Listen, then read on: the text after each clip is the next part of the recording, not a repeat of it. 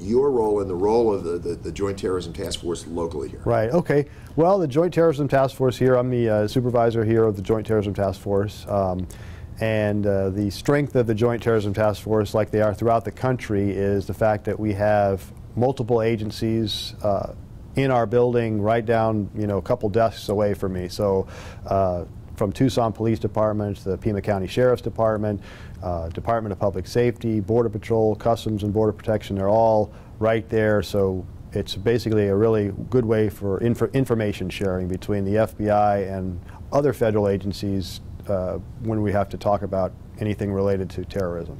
Fair to say this gives you the potential where somebody has an isolated piece of the puzzle, as they say, but they don't know where else it fits. Somebody else in that room may know. Yes, that's exactly correct. I mean, each agency that we partner with has strengths. I mean, the Border Patrol, they're right in the desert. A lot of times they're right out on patrol. The Tucson Police Department, for example, they know the city of Tucson real well. They're very good with that area. So, and by and large, every agency has a role and has an equity, and the Joint Terrorism Task Force, combining all those agencies together, is the strength of it. So each agency has their own thing they can be good at. Now, considering that mission of looking for potential terrorism, are there things that make our area different from, say, New York in that respect?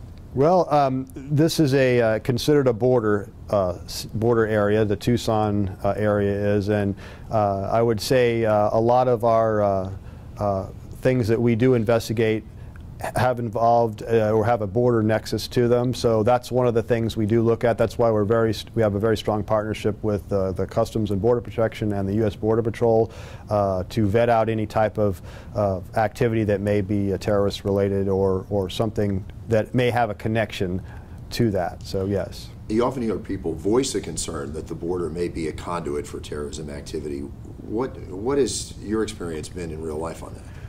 As far as Tucson is concerned, in the southern Arizona area, we haven't seen a credible threat of ISIS. Like, I know that's what people are interested in. Are they marching across the border? Are they coming across the border en masse? It's really just reporting that we get that we have to check out. It may or may not. It may sound like it's more than it is, but we do vet out everything that we see, and there hasn't been any credible threats that we've had to address here in southern Arizona since I've been here. Now, what should people keep in mind if they say, well, something seems pretty suspicious to me? What should they, sometimes you hear people say, well, I'm not sure, I don't really want to bother people. Right. Should they bother you? Well, yes, we always like to be bothered. That's our job. So, and the entire JTTF, we're all public servants. That's what we do. And by and large, if someone thinks something is suspicious, usually that's something to note. I mean, some examples would be, someone taking photographs of a government facility or a facility that could be related to an infrastructure like a water facility, things like that. Vehicles that don't belong in a neighborhood, perhaps, or maybe someone driving by a facility such as like a synagogue or a church or something that they may not normally belong in. That would be of importance to note. It's like, well, this person doesn't belong there. Maybe I should call someone. And some of the tips we get are we do check out everything, and they're all important, so you never know what you're going to get from those things. Now, if you look at what happened up in New York, and I know you can't talk in deep detail, right, are there things the public can learn from that about things that members of the public did right that were helpful? Well, I think, in this case up in New York, the fact that I think the call-in that resulted in the capture of the subject was a result of a newscast. Actually, I think CNN and I think someone saw the picture of the individual on the television. So social media does help. I mean, the FBI and all the agencies can use that. I mean, through the news media to get out pictures and things like that. So the fact that the public is just involved and aware of what's going on and notifies the appropriate authorities. And really, it could just be the local police officers. You don't have to call the FBI because, like I said, I have Tucson Police Department personnel right in this building here with us, so it all comes into a central spot. Now, I could see how something that an amateur might find suspicious would be very different from something a professional might find suspicious. Right. What sort of tips might you offer people to sort of go like, oh yeah, this is something that's really to be concerned about? Well, I mean, we look at everything, and I understand. I give you one example. I know right after, not too long after 9/11, we did get a call in from a woman, and basically said that she thought that there was someone that looked like bin Laden next to her, and it happened to be a Russian Orthodox minister. But you know, we sent agents out to check that out. So there really isn't anything. If someone sees something suspicious that doesn't fit right with them, I mean, I think the main thing is what usually happens after any attack or anything that happens in the United States, there's always an uptick of people talking and calling in to the FBI and saying, okay, I saw something 6 months ago that was a little suspicious, but I didn't want to say anything then, I want to call now. So we do get a lot of old reporting, so it doesn't hurt to go ahead and, if you think it's suspicious, go ahead and call us right away. How tough is that to pick up the thread when somebody's telling you about something from months before? That's difficult to do. I mean, sometimes we get just that there was a suspicious gentleman looking to make a suspicious firearm purchase, and that's it. We don't have a name, we don't have anything to go on. Those are a little bit more difficult to work with. I mean, if it's always helpful if someone gives us a license plate number or things like that. That's very beneficial. You know, that could be tracked down. Well, and nowadays we're learning more that it's sometimes things that you would think would be innocuous. It's not a firearms purchase, it's a pressure cooker purchase. Yes. Is somebody into home canning, or is somebody into something dangerous? Right. How do you know? That's a good question. You know, there's really a good answer for that one. I mean, there's a lot of the FBI. We have certain guidelines and rules, and the Constitution we have to follow. So when we're investigating a case, it kind of goes into the fact, well, it's not illegal to buy a pressure cooker or things like that, but we get call-ins from people said, well, this is suspicious, so we'll go ahead and maybe look into that to a certain degree. But after a while, if it's just like a pressure cooker or a device that's legally able to be purchased, there's nothing we can do about that. And we don't have unless there's a legal reason to open an investigation or to perform a more intrusive technique like a surveillance or look at a phone, we really can't go any further than what we do. You got to have a little something else. Yes. What would an example of a something else be? Well, I mean, something else would be the fact if actually someone saw, witnessed someone saying something like, "Look, I'm online. I've talked to an individual overseas, and I'm getting ready to, and they've told me they're getting ready to go." Actually participate or travel overseas to one of those countries that we're interested in, or to actually participate in an event or something, or do some damage. That obviously is a concern to us. Now, in terms of things the public can maybe do before something bad happens, we were talking about the idea of you walk into a mall. Right. Now, I'm an amateur. Right. How might I spot somebody who, this guy looks like he's about to do something? Is there a way to do that? I don't really know of a perfect way to do that. I know our Director Comey, mentioned he likes these 4 colors, and he's told his family about that. And I don't know if you're familiar with that or not. And I love to tell people about this. There's 4 colors the way you can live. It's red, orange, yellow, and white. If you're living in the white zone, you're basically sitting on a subway platform with headphones, not paying attention to anything.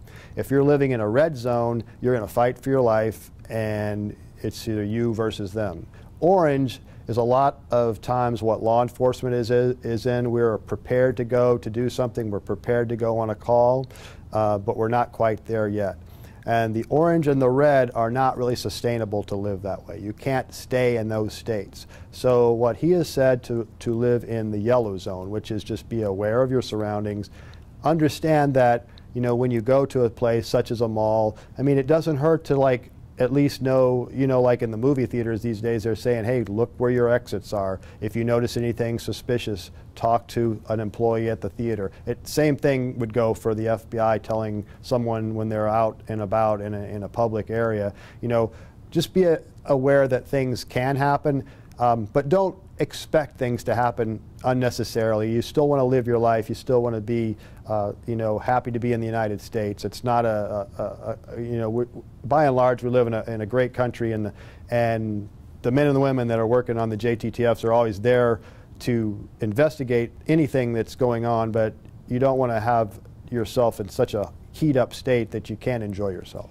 And if something does happen, stay alert, get some distance too? Yes, obviously. I mean, that's one of the things that there's a lot of training that we provide the local police departments now, and it's kind of a partnership. It's active shooter type training situations where we tell people how to that are law enforcement what we're going to do. The situation for the public, for the most part, is yes, there's a lot of different things, but if you see or hear something that looks suspicious, I mean, it just depends on your surroundings. I mean, if you have a way to get out, to get to some cover, to call 911, I mean, that's what you want to do. Now, and part of what you're doing also is building bridges to communities that can let you know when something bad is building. Yes, we always do that. We do have a lot of outreach to the communities in town here, and to throughout the state. That's always been one of the things that the FBI and a lot of agencies like to do, is go out and and it's usually at a higher level, but we'll go out and talk to the different the communities here in the town and in the state too. So we're talking like Muslim community, yes, other communities like that? Yes. Have folks been pretty receptive generally on that?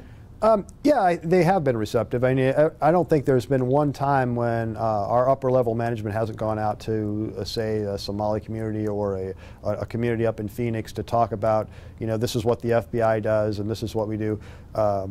And they're always very receptive about that too, because they don't want to have undue, someone looking at that community in a bad light because of a few individuals or something like that. So yes. Should people be mindful of not being so quick to declare, well, I just don't like the way this guy looks? Or is there something to that? Well, I mean, there's only so much that like I said, we look at if you think something suspicious, call it in. We'll take a look at it. If it's just the matter of the fact is like, well, this guy looks suspicious, there's not a lot we can do with that. I mean, there's if we don't have a name or we don't have any other information that we can go on that says, well, okay, what made that suspicious? I mean, we'll obviously talk to whoever called in the complaint and listen to what they said and listen to the circumstances and how it was worded. But fair to say, you're hoping to avoid these situations where people thought, yeah, I thought that was a little strange, but nah, I just let it go. Yeah, I really can't say for sure on that. That's a good question. It's really up to the individual. I mean, like I said, the JTTF's working 24 hours, 7 days a week. We always have someone on duty to talk to. If you want to call our tip line or call the www.tips.fbi.gov or use that, we'll always take a look at those things. I mean, you kind of addressed this a little bit earlier, but I mean, just the attitude people should have. I mean, cautious but not so panicky you just ruin your life. Right. That's exactly what you want. You want to be cautious, just be aware of your surroundings, but you don't want to like, well, I'm not going to go to this event or I'm not going to go to the football game because something may happen. I mean, that's when the bad guys win that way. So, we're there, we're working, and you just got to be able to continue to live your life, but just be aware of your surroundings, and if you see something that doesn't look right, go ahead and report it. But to some degree, we have had to alter our lives. The football game, for instance, clear purses, right, that kind of thing. No doubt. I mean, after 9/11, we had the deal where I have a friend that was an airline pilot, and he couldn't even get through to go fly his aircraft with a small pocket knife. So yes, and he wasn't going to do anything with that pocket knife, but he just had one. So yes, those things do happen, and it is an evolving process we're in with this current threat. So things do evolve, but by and large, you still want to be able to live your life too. Now, we've had a lot of attacks at big population centers. Is there some concern that the world of terrorism may go to a small place to just go, hey, you're not safe anywhere?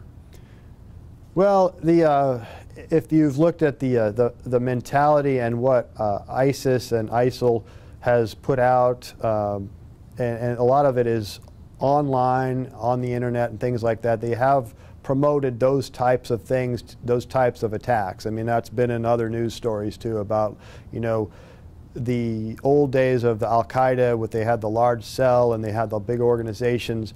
They have put out the ISIS propaganda that they put out on the internet appeals to a lot of disenfranchised youth that says, hey, just go out and do something, you know, wherever you're at, go out and do something for ISIS.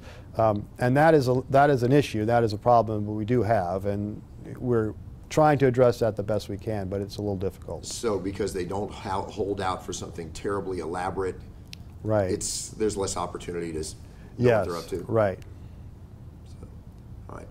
I think that's probably going to do it. Is there anything else you feel like you just want to add on all this? No, I just, you know, like I said, the FBI and the Joint Terrorism Task Force, we're here to help, and we're always available. If you see anything, don't hesitate to call, don't hesitate to email. We still talk to people. That's really the primary thing in the FBI and all of our partners, is just sitting down and talking to someone. It's nothing better than just having a conversation, says, well, what did you see? And we'll look into it.